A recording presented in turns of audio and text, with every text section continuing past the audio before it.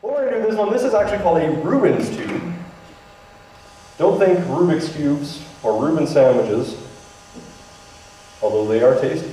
That's not what we're going to do here with this last experiment. We're actually going to use this experiment to help us see changing the pitch of sound. So again, we put a little bit of propane here inside of the tube. And we mix that together with some oxygen from the air and a little bit of fire. And we have ourselves all these wonderful little candles of light. Now what we can do is right here at the end of our tube, we've actually got ourselves a speaker, and we can run some different sounds into this tube, and we can see how the fire changes. This first one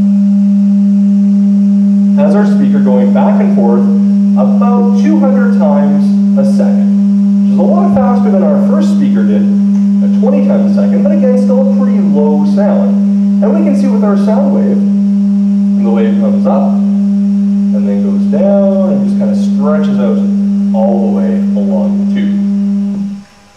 So that was 200 times a second.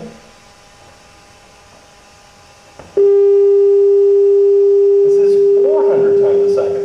So is this a higher sound or a lower sound? It's a higher sound, right? But we can see that our sound wave is closer together. It goes up and down and up and down, up and down, up and down, and up, right off the end of the tube. That was 400 times a second. This is 800 times a second. So again, a much higher sound, and we can see the sound wave is much closer. It's up, up, up, up, up, up, up, up, up, all the way to the end of the tube. So we can see when we change the pitch, when we make it higher, our sound waves are closer together. When we make the pitch lower, our sound waves are farther apart. Now this is great, we can just go and play, all these little simple notes here on our tube, but what we can actually also do with this is we can play a song with it as well. So would everybody out there like to see a song being played on a Rubens tube? Yeah! We're doing it one more time. Does everyone want to see us run some music through this thing? And away we go.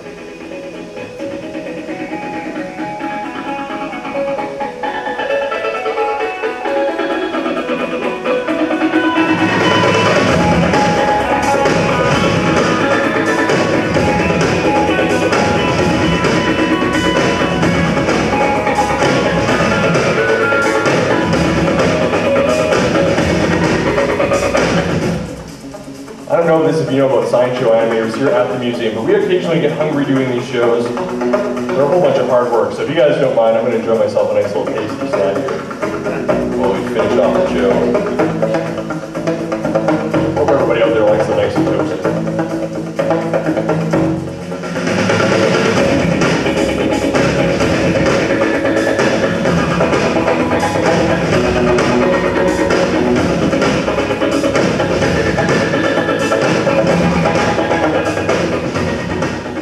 So with that, we can see that not only can sound science be a whole bunch of fun, it can also be pretty tasty as well.